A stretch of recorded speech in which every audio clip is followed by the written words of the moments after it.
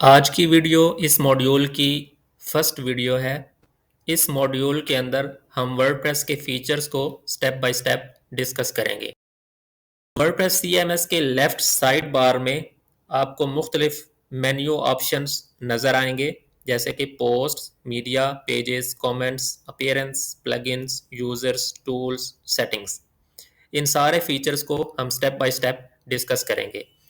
अगर आप my website, जो कि मेरी वेबसाइट का टाइटल है, इस पे अगर आप होवर करें तो यहाँ पे विजिट साइट के लिंक पे आप क्लिक करके अपनी वेबसाइट को देख सकते हैं।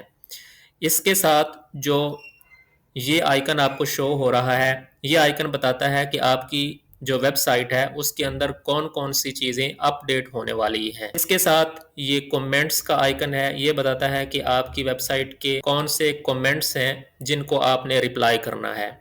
इसके साथ न्यू का लिंक है, इस पे अगर आप होवर करें तो आप यहाँ से नई पोस्ट क्रिएट कर सकते हैं, मीडिया क्रिएट कर सकते हैं, पेज ऐड कर सकते हैं और नया यूज़र डिफाइन कर सकते हैं।